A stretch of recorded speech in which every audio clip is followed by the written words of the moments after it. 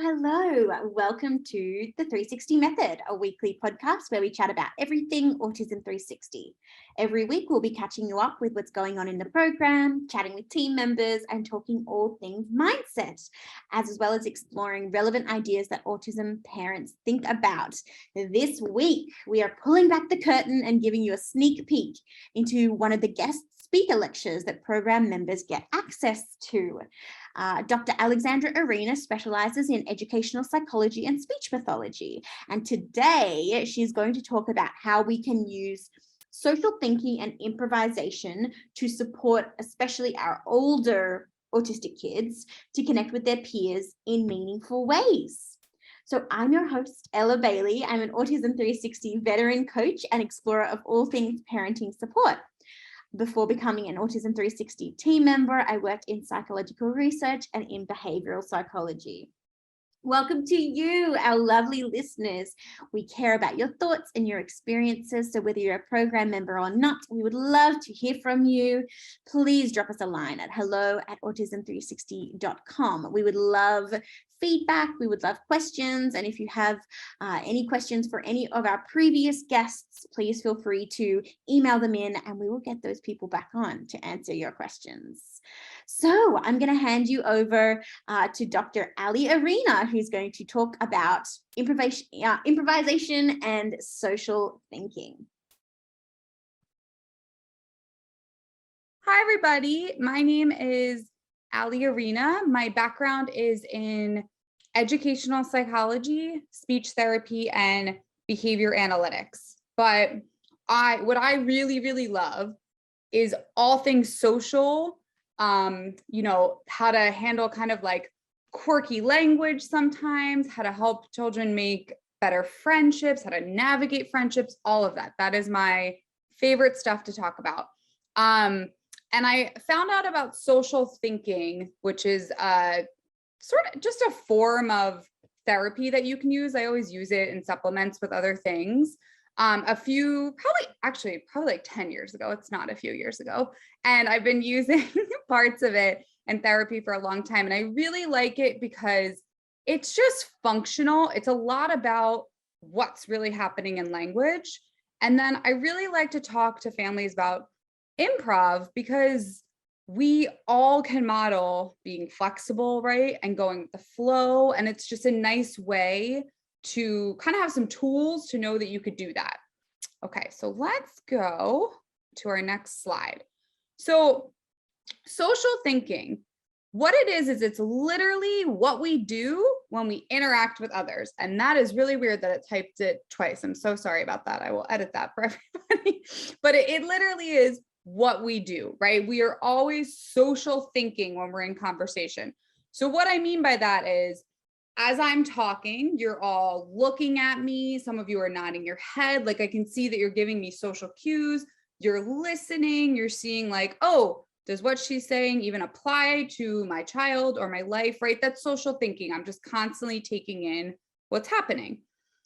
It's how we think about others and how we determine who they are in our life. So if you think about your life, you probably have acquaintances, friends, family, right? And you treat all of those people differently based on how close you are and sort of what you're allowed to say to them. We can't go yell at a librarian, right? I give kids that example pretty often. And then it's also how we figure out how to talk to and what not to talk about. Again, so there are certain topics that you just can't talk about with people. Like I work with a student now who is constantly divulging his parents' secrets. And they're not big, it's nothing bad. But it's just stuff I shouldn't know. Like mommy yelled at daddy because he's eating way too many sweets and he's getting fat. Like I shouldn't know that, right? So just stuff on like what we can say and what we can't say. Okay, and then it's also how we react to our words, behaviors, and ideas. So I know everyone has experienced this. You've had an idea before, but you didn't necessarily act on it because you might have had impulse control, right? Or you've thought something about someone, but you didn't really say it. You had an idea. So again, social thinking is sort of how you're regulating yourself in conversation and what you're picking up on other people, that's important. And then when you start to do that, when you start to say, okay, I'm going to learn about this person, I'm going to think about myself, I'm able to modify what we say and how we act based on other people's reactions. So a big thing that I do with the students I work with is talk to them about, okay, let's say you're talking to me and I start just like going like this and I look so bored and so I talk to them about like, how would you modify what you're doing? Would you keep talking about Minecraft for another 20 minutes? Or would you maybe say, Allie, did you want to talk about something else? Did you have a question? Are you bored, right? But to do that, you would first have to notice my reaction. So social thinking, again, helps people identify what is the other person showing? What am I doing with my body? And how are they interpreting it? And then how do we do this talking thing in between? Okay. So then I'm just going to move our faces so I can see the whole slide. So sorry if I look like I'm doing something interesting on the screen. Okay, so social thinking is what we do even when we don't interact with others. And what I mean by that is we're constantly taking in the world, right? We're either watching TV shows, movies, YouTube, video games. We're always taking things in. So I tell families to use those, meaning, okay, let's say I have a lot of kids right now, and I'm in Los Angeles, so this might not be as popular in Australia, but a lot of kids on Netflix are watching this show called Malibu 911, and it's kind of like a bunch of teenagers that are lifeguards in Malibu, and there's typical teenage drama, right? There's like the cool kids, these kids are the not as cool kids, and there's all this drama. So I use this show a lot for parents to talk about with their kids, right? To use it and say like, hey, do you understand why that bully is laughing? Because a lot of the times the kids that I work with they kind of miss it. They're just laughing because other people are, right? So we can always be trying to explain the social world more explicitly, even when we're doing something like watching a show. I actually really like shows with laugh tracks, because like Friends or Boy Meets World, because I noticed a lot of the young adults I work with, like I was saying, would just laugh, but they didn't actually know why it was funny. And a lot of the times jokes are funny because there's a history, right? Like we laugh at Rachel in Friends because she's always ridiculous and talking about shopping. But if you just looked at her in one scene, it's not as funny. So again, teaching our kids and our students to think about how someone's history can sometimes play into why something's funny and what we can learn about them socially. So it's same things, looking at reading books, characters, the movies, the plots, just trying to break down what's happening here. Social thinking even happens when we're waiting in the lunch line, we're at the library, we're picking our nose, right? If I'm picking my nose, I'm unintentional. Well, I guess maybe unintentionally, because I think no one's looking. I'm saying to people, hey, I'm comfortable picking my nose, or I'm dirty, kind of, right? A lot of the students that I work with, to them, they're like, but I had a booger and I picked my nose. Why is that about anyone else? But really, even though your action wasn't meant to signify I'm dirty, it's showing people that. So again, helping them see that their actions can get interpreted, even if they don't want them. They didn't think they were going to be. The waiting in the lunch line, I always bring up, because one of the students I work with, he was always like, I want friends. I just want friends so bad. Like, no one wants to be my friend. He was so upset. And so we started talking about his day, and it was pretty apparent that he kind of just stood with his head down reading a book at all times. So either at a table, in the lunch line, in homeroom. And so I had to explain to him, you're actually giving the signal, like, I don't want to talk to you. I'm really into my book. And he was under the assumption that someone would come up to him and ask him about the book. He was like, I don't understand why no one's asking me about this. So these little things that might seem super obvious to us, it's really helpful to just be curious and ask a lot of questions. And And I know there's such a debate on video games or not to video games. And I totally hear that. I don't think we should be on screens all day. But even Minecraft, like I've gotten so much information from the kids I work with because they'll explain it to me and I still won't get it. And the reason I don't get it is they're explaining it from the way they play the game, not the whole context of what this game means or how you get to the finish line or anything like that, right? They'll just explain their experience. So using something like that, you can ask them a lot of questions to help them start to think, oh, just because I'm having this thought and this experience doesn't mean other people are. And it doesn't mean they can fill in that information. So it's helping them see again, like there's more perspectives and people need more information. Social thinking is also when I'm sure we've all thought this to ourselves in our head, right? Are we talking too much? Are we talking too little? Are we not on topic? Are we being self-centered? Are we being repetitive? Are we not acknowledging and acknowledging and commenting? Oh my goodness, lost words there. And are we making smart guesses? So a smart guess is, let's say I was sitting here and I had my phone, I had my keys, and I've asked students before, like, what do you think that's saying to you? And a smart guess might be, oh, you're ready to leave, right? You have to go to your car, it's time to go. A not smart guess, which I've totally gotten, is you really want to buy a new car, so you're holding your keys so you can think about cars in the future, right? So see how like just teaching them something like, I'm seeing something that people do over and over. What does that mean? Or if I'm I do this sometimes, I'll just hold water and I'll be like, what do you think I'm about to do? Most of them will say, oh, you want to take a drink of water. But some are like, I don't know, you're just holding your water. Like they're not seeing that there's an intention with action. So again, just helping break down these small things. It's being really curious because what I notice is the older a kid gets, even if they miss social cues all along, there's still this assumption like there's no way they're missing that. Like they must understand these somewhat like simple things. And a lot of times it's really helpful to sit there and break it down with them.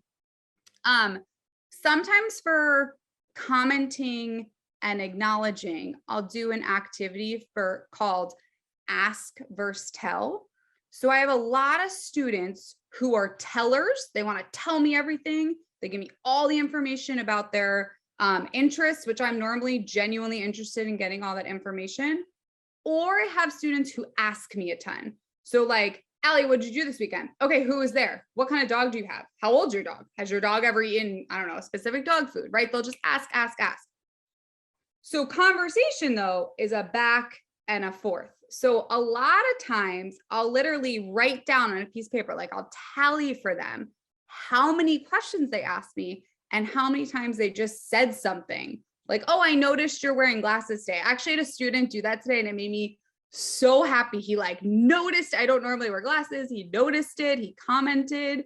But just again, helping kids know like that you can't just always tell what you want to do, what you're interested in, and you can't just only ask questions. There's a back and a forth with that. Are there any questions? I just want to stop and see everyone's face because I know I'm saying a lot. So did anyone have a specific question? They can put it in the chat or come off, whatever works. Yeah, go ahead, Ella. I'm just wondering how a parent would know if their kiddo might be struggling with social thinking. What are some telltale signs they could look for? Yeah, that's a really good point. I probably should have started with that.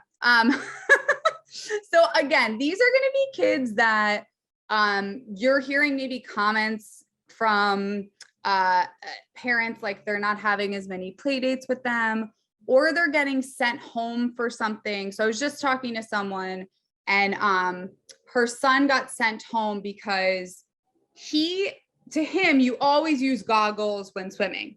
And so I guess at school with COVID, they weren't allowing you to use goggles. And he was so upset. He ended up hitting someone. He cursed at his teacher. Like he really had a hard time. So kids who you're like, you seem fine. And then this is happening. Like you're having a huge reaction over something I wouldn't think would be a big deal. Also, I would say any kid who's struggling with a really good sign that social thinking is hard is someone who struggles a lot with reading and writing, meaning like they have a really hard time telling a story with the perspective of the other person. That's a really good indication. Yeah. Oops, someone was just in the waiting room and then they popped out. Okay. I just want to make sure I didn't miss them. Any other questions?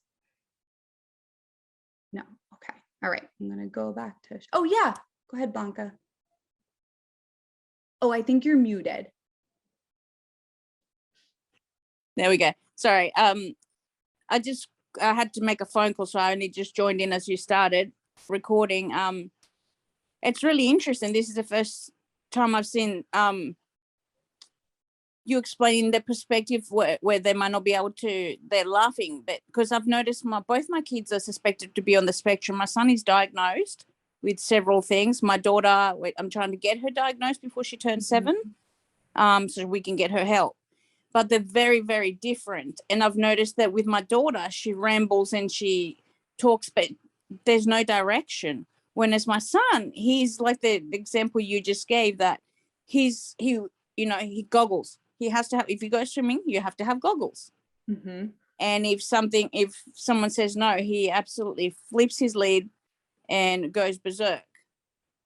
And it's trying, like you said, it's trying to explain that, it's hard for him because he's very, what's the word? Moral orientated. Yes. He has to stick to the rules. My daughter's the complete opposite.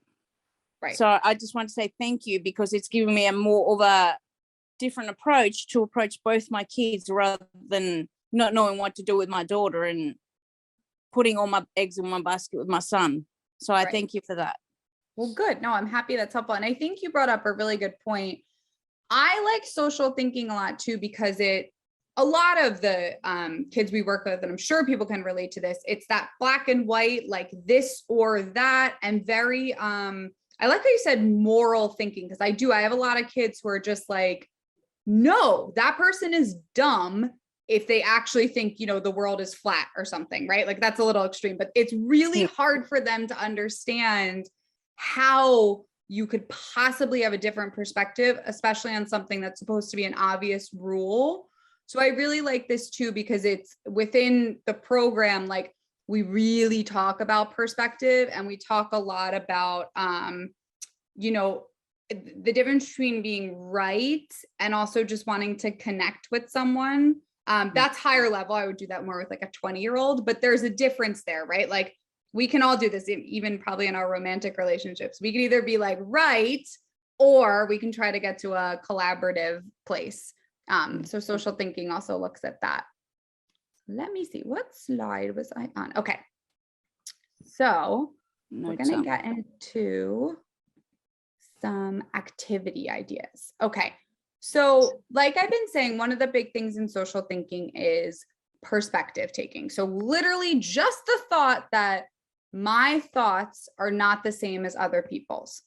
And that sounds kind of basic and maybe obvious, but I've really, really found a lot of the students I work with, it's not. They genuinely didn't know that. It's not from a place of self-centeredness. It's not that they just truly didn't understand that another person's brain wouldn't see the exact same situation in the same way, probably due to the fact that they have black and white thinking, right? So it should be the same. So one, even helping them see that people have different thoughts is really important. And then this really matters for when you're making any group plan or group work. So a lot of students I work with, even younger, older, they'll start just changing the activity, and they've never made it known that they want to change this, right? They never let anyone know, oh, now, if we're doing pretend play, now we're going to the vet. So then someone comes in and they're still on the shopping mall scheme, and this kid is upset now because it's like, no, you're not doing what you're supposed to. So we talk a lot about forming whatever the group plan is and getting on the same page about this. So this same thing could be applied to, we're going away on holiday. And I've heard this from a lot of parents. A child will just assume, well, last time I was on the airplane, I got to watch like 8 hours of movies. Well, this flight's only 6. And they already planned out that they're watching 4 TV shows. So you just really disrupted that. So it's, again, going over what is the plan for this and what works for everyone in the group. Additionally, like traveling, if we're all in a group, we have to follow what everyone in the group is doing. I've heard from a lot of parents too, like they take their child to the airport and their kids over at the bathroom or checking out. A lot of kids I work with love the conveyor belt. So they went to go see that with the suitcases and didn't check in, and they've left the group. So again, talking about what a group is and what is the plan. So problem solving and flexibility, all this is setting up activities where they do have to problem solve, right? So let's say we're at the airport and we're supposed to go to Terminal 5, but it's closed. We have to go to Terminal 6 and we have to walk back around, right? We still have to fly to Terminal 5, but that entrance is closed. How can we solve this? So going over plans with them, I think it's just really important to over communicate with your child if they tend to have black and white thinking or predisposition to be a little anxious about change. Again, what are ways we can do this together and coming up with a plan around it? I just wanted to touch upon, I think most people here have probably heard the term executive functioning, but social thinking activities, again, are really good for executive functioning. And what that means is it's our planning, right? It's our planning and organizing centers. And if you tend to only plan when you're in isolation and you're on your own, right? So if you make your to-do list on your own in the morning and don't consider the fact that like traffic happens, your family might need something from you, you might not be able to get to a place that you thought, you're going to get really frustrated. So again, helping your child, talking with them about what is their expectation, let's see how we can fit in the times, and helping them understand how long something's going to take. That is a skill. I work a lot with young adults, and that's a skill they really struggle with. So using stuff like, I know Autism 360 talks about this a lot, but visual timers, making time as visual as humanly possible, and even talking with them about, oh, look, that took 30 minutes. So it took you 30 minutes to do that. So maybe next time you do math homework, we'll only sit for 30 minutes because that's how long it took you. Another thing that's part of social thinking and activity that I do pretty often is setting up what's expected and unexpected. And I normally try to be funny and go like extreme. So again, if we're at the airport, I might be like, what's something unexpected to do at the airport? And that would be to like scream bomb, right? That would be really bad. No one should do that unless that's actually happening. So that would be the extreme, right? Of this is super unexpected. It would result in consequences that aren't good. So again, just helping them see like, okay, what are things that I can't do at an airport as well? I can't really like scream. That might be, I can't walk away from my family. I can't necessarily get up and go to the bathroom when I want on the airplane. I have to wait for the seatbelt sign to change, right? And then what are some expected behaviors? It's expected that you're going to get to watch TV for 3 hours straight, which is awesome. How often do you get to do that, right? Or it's expected that you get to pick a snack on the airplane, whatever that is, helping kids understand the unexpected and the expected. And again, this is all just trying to go back to making things as literal, concrete as possible, so they're able to then make a decision around what works for them, right? And you can have a conversation about it, as opposed to they made the decision, they have a plan, and then you aren't following the plan and they're very upset, or the teacher didn't follow the plan they thought was going to happen and they're very upset. Looking at function and context. So this one can be this is a little higher level, but like if you maybe whined when you were younger, you might have gotten attention, right? So the function of whining is you got attention, you were younger. If I put the context on you're 16 and whining, you're going to get attention, but you're going to get attention in the way of people are going to be like, what's wrong with you, right? And it's a different type of attention. So, but for some of the kids I work with, attention's just attention. So they're not seeing that their behaviors become a different function. Like, yeah, they got attention, but they're not getting the attention they were looking for, and that the context was different. And then, Ella had brought up before, she was asking, what is a good student that might really benefit from social thinking? And again, it's a lot of kids who are struggling with that academic, like I have one student right now, they're on word problems in math. And to understand a word problem, you have to kind of understand the context of like, they're going from this place to this place. It takes this long. So I have to be able to imagine these two places and sift through what's important. So that's also sometimes really difficult for our kids, right? Like, what actually matters about this paragraph? I don't need to memorize the whole paragraph. I have to figure out what's important. And this is something I would do kind of repetitively with a student to help them understand what's important. Because if I just give them a direction, like do this word problem, that can be really hard, right? Well, what do you mean? Like, how do I do it? Like, do you need me to highlight what's important? Do I have to show my work? Can I just give you my answer? Can I verbally tell you? Do I have to write it? Again, so you can add in what's expected and unexpected for academic assignments so they understand.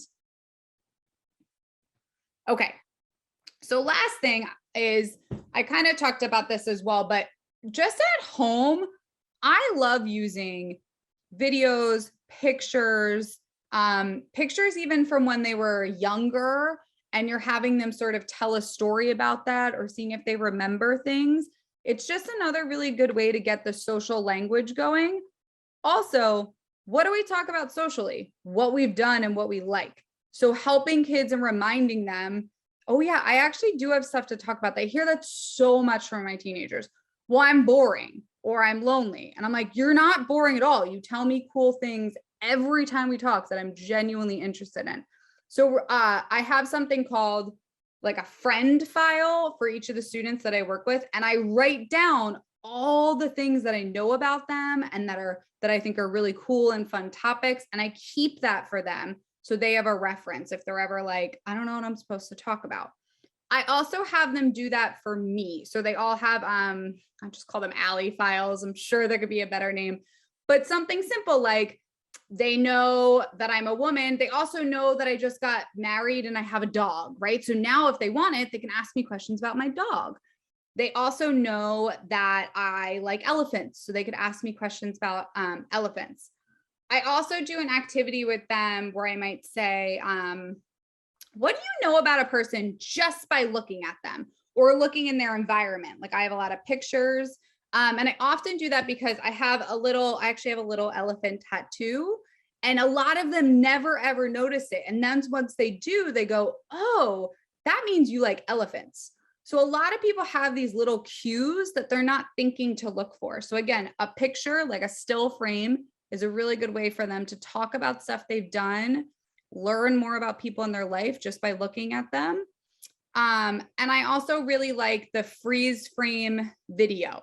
Okay, so you're watching a show, any show they like, and you're stopping it and asking your child, what is his face telling you? Right? So like, I'm thinking of Friends again.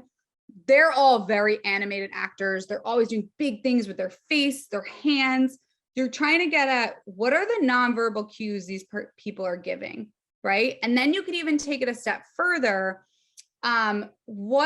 What information can you gather about these people? So if they're all sitting in a coffee shop, we know they like coffee. We might know they live in New York, right? So helping them in just one part really quick of the show they're watching, take it and dissect what's happening. And I would suggest doing that if you can daily, but just keep it short. So they're not like, oh, mom and dad are going to come pause my show and I'm going to have to explain it to them. Just really short and quick. And then the other thing to think about is a lot of kids don't actually know how to email or text or do note taking.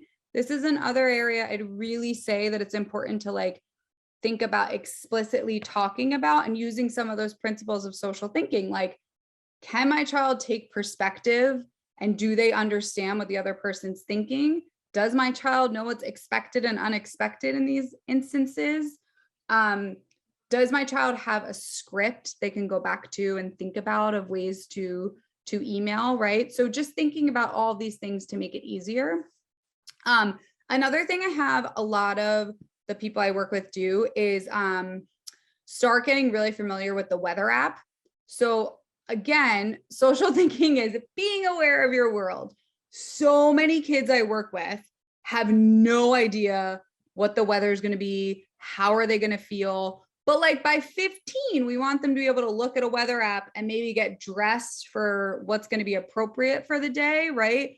Or if they're making plans over the weekend and it's going to torrentially downpour all weekend, that's not going to work if they wanted to go hiking. So again, just having them get familiar with looking at something like this. So they're just aware daily of, oh, that's the weather today. It's a simple skill, but I've really seen it help a lot of students. Okay, so I wanted to go over an activity. Let's say we're going to go bowling. Okay. And when you think about bowling, you're kind of like, all right, let's just go bowling. But actually, there's a lot that happens in bowling. You typically have to order food, right? So you might have to go over, well, how do I even order food? How do I order the shoes? What is my shoe size, right? These are ways to help to prepare your child. So it's not just like I get there and I'm like, I think I'm bowling. How do you handle if there's people in the other lane and maybe they're in your way, right? What's lane etiquette? Are you allowed to be stepping into the other person's lane? How do you ask for help if you need it, right? Who would you even go to if you needed help? Do you go back to the front desk? Do you ask your friend? Hygiene. Okay, so I used to do bowling outings all the time. And some of the kids I worked with had like black socks. They were so dirty, right? And I am so not blaming the families. I can so see these kids being like, I'm not changing these socks. But what was really nice is all these kids were super close and I was able to show them like, dude, they think you're dirty. They don't want it. They're like grossed out by these socks, right? So what hygiene is going to be revealed? People are going to see your socks. People, if you maybe have stinky feet, might smell them, right? Also, what do you want to wear in a bowling alley? Bowling alleys can get kind of hot, right? So maybe you're wearing a jacket that you could take off. You don't want to wear, I did a bowling one time and I had a student wear like really, really, really tight leggings and they ripped and they were mortified, obviously. So just again, but these seem simple, but thinking about how all these activities come together and how much money do you need to go bowling? Like what do you need? How do you pay? The last thing is too, so I've noticed a lot when kids go bowling, they don't really say their name up there. Like it's not like Allie's bowling. They normally do like a funny name. So sometimes I'll rehearse with a kid, what's a funny name that we could use for you, right? And have them be ready so they're not on the spot. And then I also talk about though, well, what if you get there and everyone just uses their real name? Should you use the funny name or your real name? So again, just prepping them for what could be happening. And all of this is one, to help them take in their environment and understand that there's so many little cues that are happening all the time. But two, it reduces a lot of anxiety. So again, I work with a ton of young adults that their anxiety, they really, really talk about their anxiety of doing things new because they don't understand how it's supposed to work and they're scared they might look stupid or they might do something wrong, or so just breaking it down. And then I'm going to go into this with improv, but as always, like everyone makes mistakes. Everyone does something kind of weird once in a while, right? I talk to them a lot about that. Like people don't typically remember if you ask them a silly question, they get over that. So I also try to diminish anxiety in that way. Okay, so another thing, how I was kind of talking about noticing nonverbal cues, right? If we're watching a show, is I really like stuff. These are just easy activities. So I teach a lot of kids thumbs up or thumbs down because they can do it kind of subtly to me. And it just takes off the cognitive load of having to say like, I like this, I don't like this. Like they can just really subtly tell me it. I love having kids make silly emotion faces in the mirror very innocently so they can learn what their face looks like when they're making an emotion, right? So we'll really exaggerate them and then I'll try to get them as natural as possible. Because I still have some kids, I'm like, are you feeling happy? And they go, yeah, I'm really happy, because they've seen that on a movie or something and they thought that was the way to show happy. And it's not that that's bad. It's just, it's going to draw attention to them that they might not want, because they might not actually be, you know, level 20 happy. They might just be feeling okay. I like this, just look for something red, blue. So I love an activity where kids have to be scanning. So can you find anyone that's wearing a blue shirt? Can you find anyone, you know, with red pants? It's just, again, having kids notice their environment and the people in it. I like this too. Look for license plates other than California. You can tell I live here. But just look for, again, like driving. Sometimes we're so bored while driving, giving them an activity where they just have to pay attention for X amount of time. Maybe it's find 4 license plates from a different state. It's another way to just increase attention and get them looking around. Another one I really recommend for families when they're driving is to have kids kids or young adults, like think of 10 foods, think of 10 animals, and then you can expand it. Oh, what's your favorite food? And like, where do you like to go to eat? Because those are questions they might get asked. And sometimes kids get really tripped up. They're like, well, I don't have a favorite food. So we can change it and say like, okay, what are 3 foods you really like to eat? You don't have to tell me your absolute favorite. That's okay. But it's kind of rehearsing that before they're sort of put on the spot with someone else.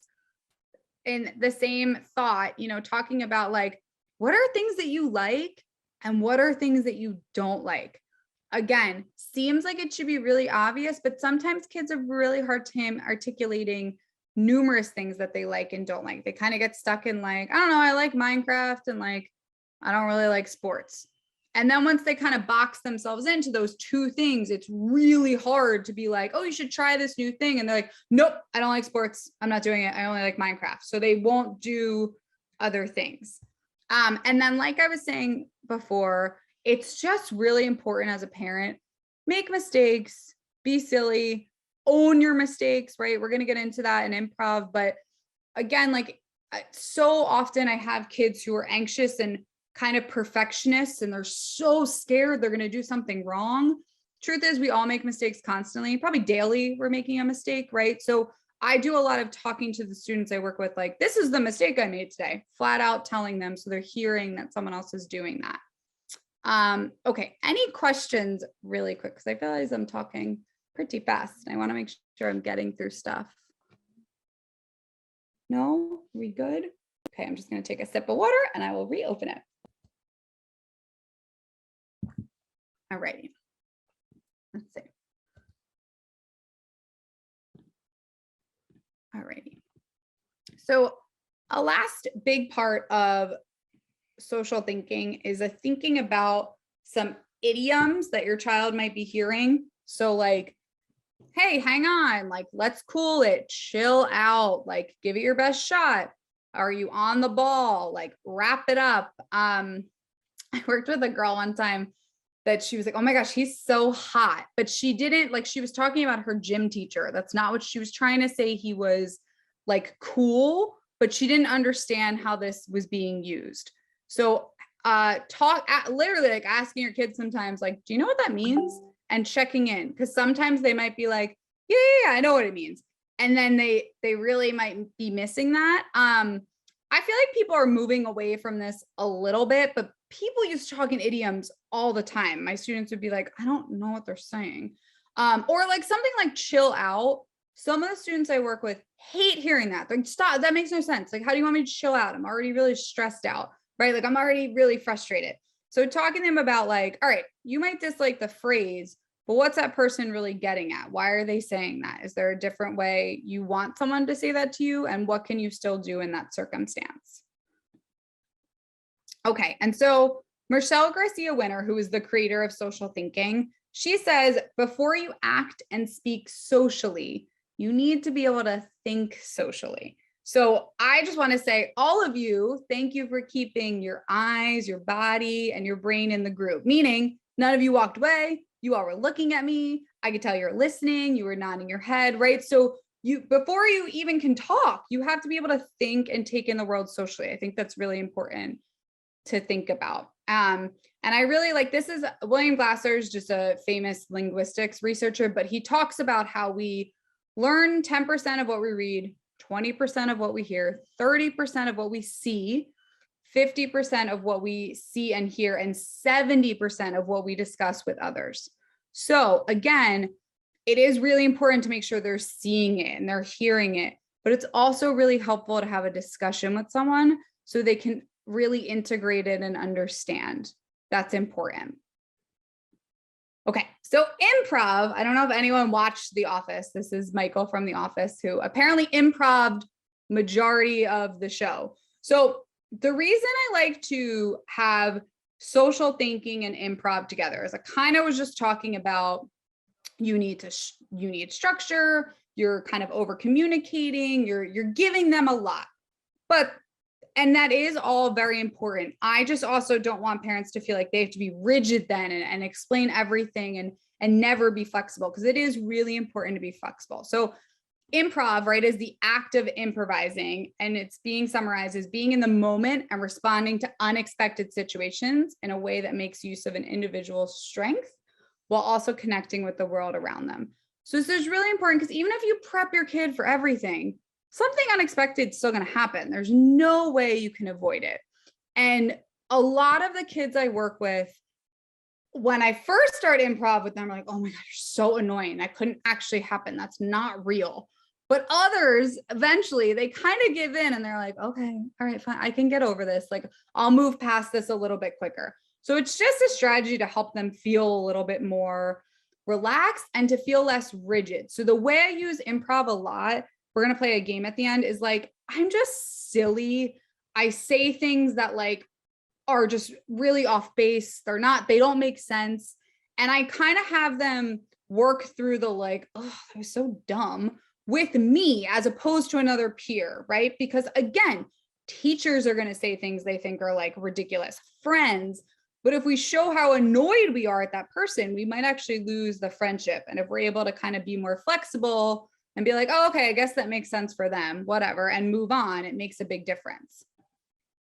So Tina Fey also talks about, and I just really love this, I won't read the whole quote, but like that there are no mistakes, there's only opportunities. So I do talk a lot with my students about mistakes are opportunities, mistakes happen, mistakes are an opportunity to grow, right? I love at the end of this, and many of the world's greatest discoveries have been by accident. Look at the Reese's peanut butter cup or Botox, right? So like just sort of the fact that these things that might annoy our child in the moment are really opportunities for them to either explain why they're annoyed or think of a different solution. You know, all of your kids, I'm sure Ella can agree, they're really good problem solvers when they can get to what the problem is. But a lot of the times they can't really articulate what's going on and why it's so frustrating for them. So it might take a few times of there's a mistake and we need to create a new opportunity to figure out how to work through it. So what are improv games? So they're shared experiences. They facilitate organic moments. They require little to no materials. So I love them. You can infuse them at any time. They're created to be on the fly. They can happen in all environments. They involve problem solving and they provide a structure. So that's the thing. Improv is flexible, but there is a structure within the game you're playing. So that's why a lot of the kids I work with do appreciate that. They're like, okay, they're at least telling me what I have to do. And it also, I really think it does instill a form of self-agency, because improv can be a little scary initially, right? Like you're putting me on the spot and I have to think of these things really quickly. So as my students tend to get better, I do see this like confidence just come through and this self-agency. What I also love about improv is sometimes I'm terrible. Like my brain's not on. I truly am not doing the games amazingly. And I think it's really good for them to see that. It's a nice equalizer of, hey, we're just playing this together. And sometimes I'm not thinking of great things and sometimes you are. So it's showing them again, like people mess up and that's okay. Okay, so what is an improviser's mindset? Really simply, it's the ability to go yes and, which a lot of the students I work with struggle with, right? So like, I don't like Mrs. Roberts because she's always, she always makes us right on the board. So I might go, yes, and she does give you 10 minutes at the end of class to do whatever you want. and you normally end up playing Minecraft, right? So there is this way in which you cannot like them in this moment, but there is this yes, and they do this. I do this a lot with kids who are like, I don't like vegetables. I'm like, yes, and they make your body feel better. And when you eat them, you normally get a treat after. Yeah, right. So taking anything and just kind of going, yes, and adding on. It's also a really good skill for all adults, right? I don't want to do this. You could go, yes, but when I finish it, right, I get to reward myself, maybe however you want to say it. But it's a really good skill for all of us to kind of think like all of our thoughts aren't just one statement. You can always add an and or a but and keep going. Oh, and I know I'm citing a lot. So I don't know if Castle is in Australia. Ella, can you give me a thumbs up? Okay, so I think it's because in Australia, you guys have been doing this a lot longer than Americans, so you didn't need a whole collaboration, but it's literally just collaborative for the academic, social, and emotional learning. So we are finally now putting more social and emotional learning in school, and improv is actually a big part of that that's coming around, especially in LA, just because everyone here, Hollywood and improv, but it's in a lot of schools now. So a big core quality of improvisation is flexibility. So it's increasing positive behavior with intentional guidance, and it's being open and observant in the moment. And it's okay to say new choice. So sometimes I'll say to kids, like we'll be talking, and I've totally had kids throw in potty humor. Like I'm like, okay, everyone tell me their favorite food. And I'll have a kid be like, poop. And instead of being like, no, don't say poop, I'll be like, okay, new choice. And then they might say farts. And then I'll be like, oh, okay, new choice. And then by that point, because I haven't really given them what they're looking for, they might be like pretzels. And you're not shaming them. You're not throwing off the whole group. But I really like new choice. It's just like new choice. Just pick something else. Another thing too with flexibility, I think it's really important for us as parents and educators to show flexibility, right? So let's say, I don't know, you guys had planned a game night for Friday night, and you all had really talked about how you wanted to play categories. And then Friday night comes around and your kid really wants to play, Scrabble. I don't know how many kids would really ask to play Scrabble, but let's say they really did.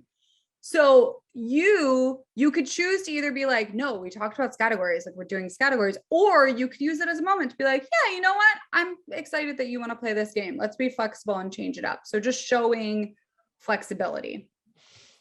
Another core quality of improv is receptivity. So it's patience to allow individuals to practice the task at hand. And it's trust that the facilitator and a client are partners in the game. So it involves listening, responding, and modeling. So to do a lot of these games, you have to be present and you have to be receptive, because you would literally miss the point of the game, right? So one of the games I play is brain melt. And so I have two kids, they go back to back like this, right? And they go 1, 2, 3, brain melt, and they say a word. So let's say they said, I don't know, chocolate, and I'm going to make this really easy on myself, like coffee or something. And so I'm like, okay, guys, we're going to see when you think of the words chocolate and coffee, what word comes to your mind? So they'd have to listen to each other's words, and we go back to back again, and they turn back around and they go brain melt. And then they both might say hot chocolate, because that came to mind when they thought of coffee and chocolate. It never goes that quickly or that fast. But again, they wouldn't be able to do that if they weren't listening to each other. And these are fun, exciting games. I can send some videos maybe after Ella of like some pre-recorded games that might help for people to see. Okay, and then another core quality is adaptation. So it's building off of the strengths of each individual. It's confidence that you're prepared for any situation. Like I was saying, if you get really good at improv, you can kind of adapt and use your imagination. And it's being okay when triggers and symptoms arise, and you adjust and respond to those behaviors in a thoughtful way. These are ways to use improv. So let's play a game. So Ella, Ella, I'm putting you on the spot. Do you mind modeling a game? I didn't tell her at all. So this was not nice social thinking. I didn't prep her. So Ella, I'm going to give you a present and all you have to do is say thank you and what you would do with it. Okay. And I'm going to intentionally at first give her something I think she might actually want. Okay. So Ella, here is a huge cup of coffee. Thank you. I'm going to go read a book and drink this cup of coffee. That sounds lovely. Okay. So now I'm going to give her something I don't think she wants. And she's not going to say, no, that's dumb. I don't like this thing. I won't use it. She's going to say thank you and what she can do with it. Right. So, Ella, here's a bunch of soil. Thank you. I might go do some gardening. Perfect. Right. So that's a really easy, it's literally called gift giving. I'm going to give you a gift and you have to say thank you and what you do with it. And then your child or student would do it back to you, right? I'll use that at the beginning of a session, or I'll sometimes do it with a parent and a child. It's just a really silly way to get kids acquainted. I will, because I know we're nearing time and stuff, I have some videos of a friend of mine is huge into improv and has created some games around this. So I can send some YouTube videos of it happening so you can kind of see in real time how you would play some of these games. I think that might be helpful. But does anyone have any questions? And Ella, thank you. So I hope you found that helpful. I always feel like there's a lack of resources out there for parents and carers of older autistic kiddos, sort of 12 years and up. So anytime I can find a resource or an expert who really specializes in that area, I love to be able to share that with you. So thank you so much again for listening. I hope that you will join us again next week to chat about something that autism parents think about. And until then, think 360.